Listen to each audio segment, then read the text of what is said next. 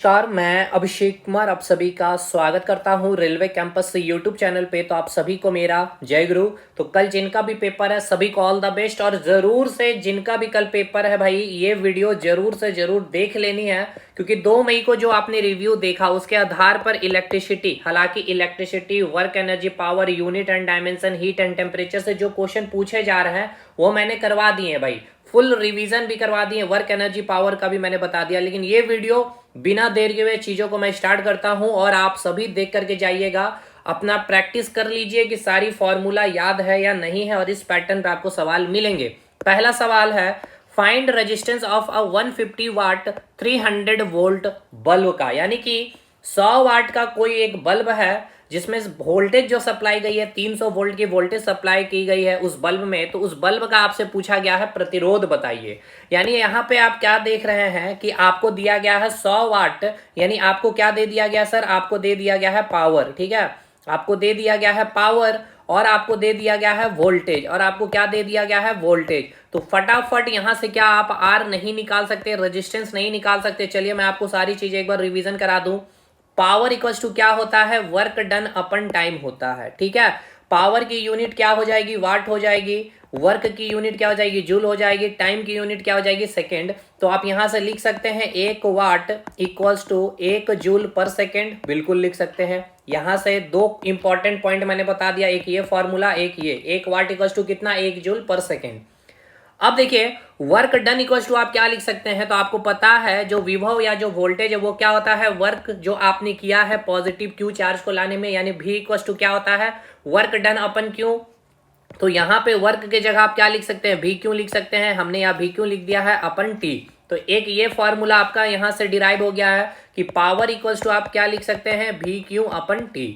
ठीक है, अब देखिए आपको पता है चार्ज इक्वल्स टू क्या होता है, आई टी। तो यहाँ पे आप लिख सकते हैं आई टी। तो अगर आप यहाँ पे आई टी को लिखेंगे तो यहाँ से ये टी, ये से टी हट जाएगा, तो क्या आ जाएगा, पी इक्वल्स टू भी आई। ठीक है, एक ये फॉर्मूला निकल गया। अब आपको पता है ओम्स लॉ से क्या आपको पता है कि v equals to I R होता है। तो यहाँ पे v का वैल्यू अगर पुट कर लीजिए, या यहाँ से i का वैल्यू आप निकाल लीजिए, तो i इक्वल्स टू क्या लिख सकते हैं, v अपन r लिख सकते हैं। तो यहाँ पे i इक्वल्स टू v अपन r लिखेंगे तो क्या हो जाएगा, v स्क्वायर अपन r हो जाएगा। तो ये तीसरा फॉर्मूला, ये चौथा फॉर्मूला हो गया।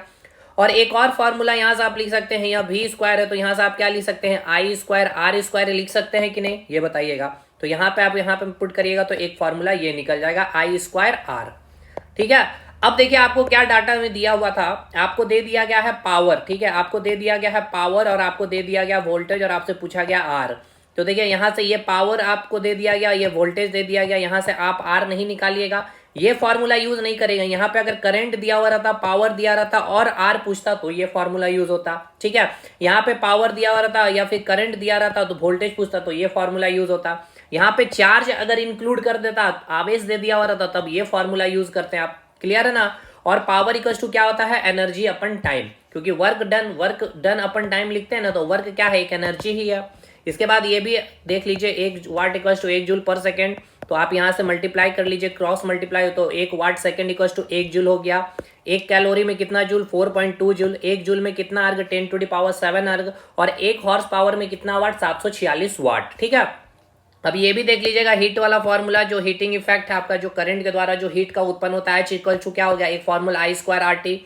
सब में भी इक्वल टू आई आर का बस आपको यहाँ पे यूज करना। फिर एच इक्वल टू क्या हो जाएगा, भी आई टी। यहाँ पे क्या है, आई स्क्वायर आर है, तो आई के जगह आप क्या लिख सकते हैं, भी अपन आर लिख सकते हैं। या फिर आर के जगह आप क्या लिख सकते हैं, भी आई के जगह आप क्या लिख सकते हैं, भी अपन आर लिख सकते हैं। ठीक है, तो इस आई के जगह भी अपन आर पुट कर लीजिए।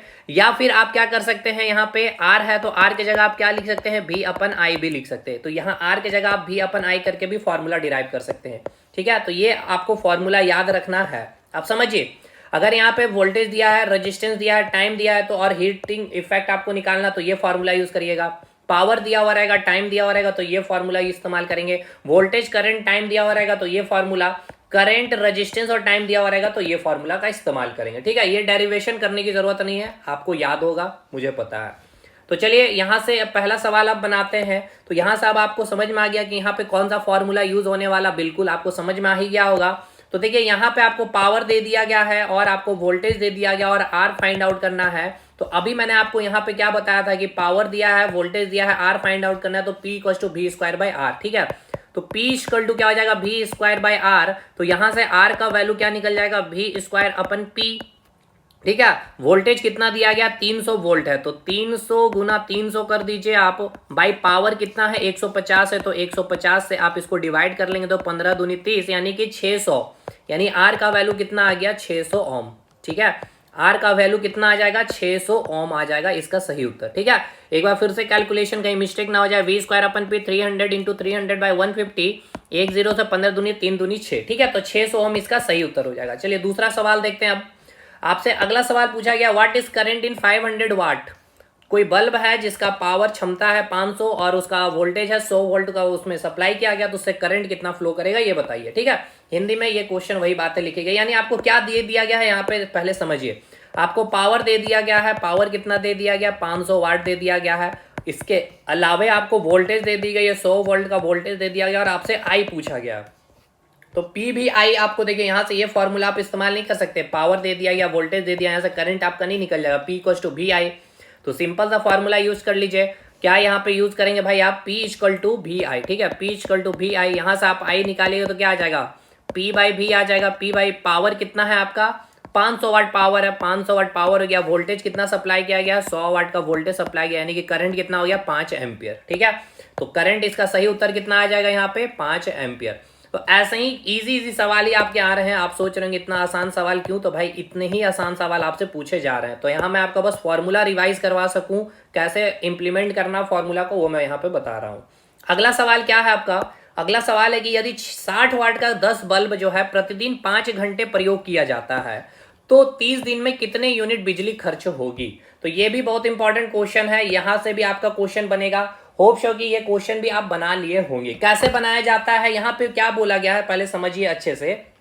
बोला क्या गया है कि आपको 60 वाट का एक बल्ब दिया गया है, कितना बल्ब जला रहे हैं 10 बल्ब जला रहे हैं, प्रतिदिन कितना घंटे जला रहे हैं 5 घंटे जला रहे हैं, और कितना दिन जल रहा है तो 30 दिन जल रहा है। तो आपको यूनिट बताना है, तो यूनिट के लिए पहले आप बताइए 1 किलोवाट आवर इक्वल टू क्या होता है सर 1 यूनिट होता है ना, यही होता है भाई। यही व्यावसायिक आपका जो मतलब कि कॉमर्शियल यूनिट ऑफ एनर्जी भी बोलते हैं आप, व्यावसायिक ऊर्जा का इकाई भी कहा जाता है इसको, यानी कि नंबर ऑफ यूनिट निकालना है। तो चलिए इसको निकालते हैं, कितना वाट का बल्ब है भाई, तो 60 वाट का बल्ब है। ठीक है, कितने बल्ब है 10 बल्ब है, कितने दिन चल रहे हैं तो आपका 30 दिन चल रहे हैं, और एक दिन में कितना दिन, एक दिन में कितने घंटे चल रहे हैं तो 5 घंटे चल रहे हैं, यही है ना। देखिएगा 100 वाट का बल्ब है, 10 बल्ब है, 5 घंटे जल रहे हैं, और कितने दिन 30 दिन जल रहे हैं। तो आपको बोला गया है कितनी बिजली खर्च होगी, तो यहां से आपका नंबर ऑफ यूनिट नहीं निकल जाएगा बाई 1000, क्यों, क्योंकि किलोवाट में आपको कन्वर्ट करना है इसीलिए। तो 1 0 से 1 0, ये 1 0 से 1 0, ये 1 0 से ये 1 0 कट जाएगा, तो कितना आंसर आ जाएगा 5 तिया 15 छक 90। ठीक है, 6 तिया 18 पचे 90, ऐसे बोलिए 5 छक 30 तिया 90। ठीक है, तो 90 यूनिट इसका उत्तर हो जाएगा। समझ में आया कि नहीं ये बताइएगा। चलिए अगला सवाल क्या है कि एन इलेक्ट्रिक हीटर, चलिए हिंदी में पढ़ लेते हैं। 4 ओम प्रतिरोध का कोई विद्युत में से 2 घंटे तक 10 एम्पियर विद्युत धारा लेता है, तो हीटर में उत्पन्न ऊष्मा की दर ज्ञात करिए। तो कितना दिया गया, आर का वैल्यू दे दिया गया 4 ओम, यह रहा आपका 4 ओम। कितना घंटे तक, टाइम दे दिया गया आपको 2 आवर्स। कितना करंट फ्लो कर रहा है भाई 10 एम्पियर का करंट फ्लो कर रहा है, तो हीट आपसे नहीं निकल जाएगा, एच इक्वल टू क्या होता है आई स्क्वायर आर टी होता है। लेकिन यहां समझिए कि क्वेश्चन क्या बोला है कि हीटर में उत्पन्न ऊष्मा की दर ज्ञात कीजिए। यहां पे समझना है भाई, यहां पे पूछा है कि ऊष्मा की दर ज्ञात करिए, यानी कि यहां पे क्या पूछा है, calculate the rate at which heat is developed. ये बहुत अच्छा सवाल मैंने आपका लिया है, यानी कि ऊष्मा की दर बोला गया है, तो समझिए ऊष्मा की दर यानी कि रेट ऑफ हीट कहा गया यहाँ पे।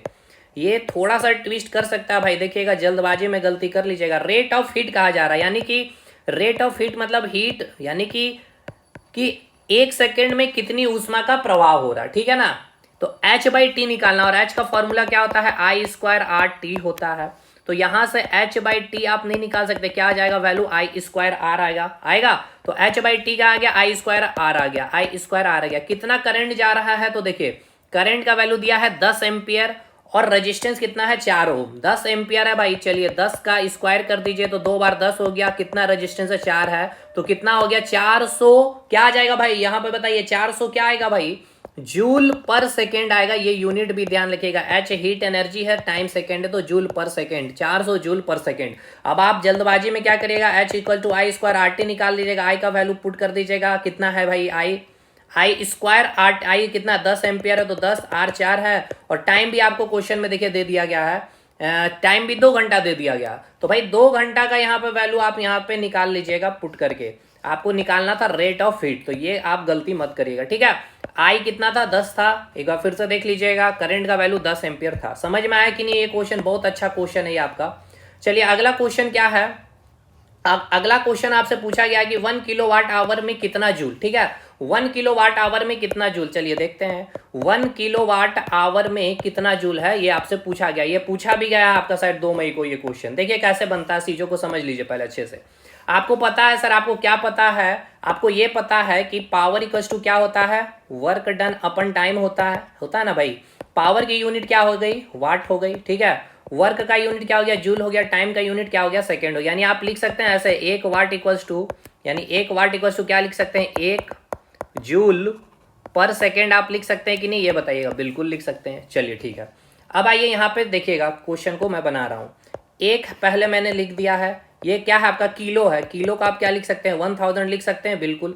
ये क्या है, वाट है, तो वाट की जगह आप लिख सकते हैं जूल पर सेकंड, बिल्कुल लिख सकते हैं सर, क्योंकि हमको जूल कितना ये निकालना है, इसलिए मैं ये काम कर रहा हूँ। जूल पर सेकंड हो गया। ये घंटा है, तो घंटा को सेकंड में बदल लीजिए, तो 1 घंटा में कितना सेकंड सर, 3600 सेकंड हो गया।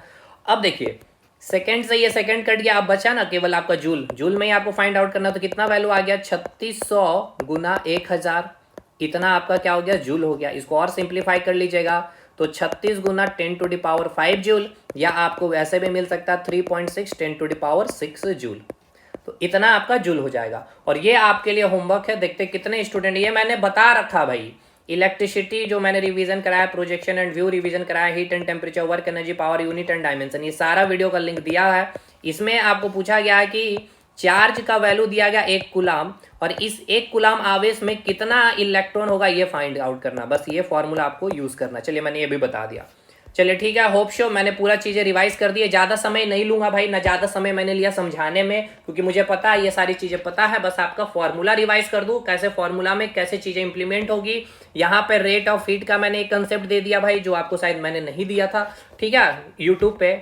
तो ये सारी चीजें ध्यान रखना है, ये कमेंट करके बताना है। बहुत इंपॉर्टेंट क्वेश्चन है ये भी भाई, क्योंकि अगर ये पूछा गया डायरेक्ट, तो ये भी आपसे डायरेक्ट पूछा जा सकता है। ये वैल्यू मैंने कहा था कि याद होना चाहिए, और ये कैसे निकलता है ये फॉर्मूला से भी मैंने निकाल के बताया। चलिए मिलता है नेक्स्ट वीडियो में। ऑल द बेस्ट कल सभी को, और साइको के लिए बने रहिएगा। बहुत शानदार वे में चीजें फ्री ऑफ कॉस्ट यहाँ पे कराई जाएगी, और एकदम हमने क्वालिफाई किया, आपको भी क्वालिफाई करवाऊंगा। मिलते हैं नेक्स्ट वीडियो में, तब तक के लिए धन्यवाद।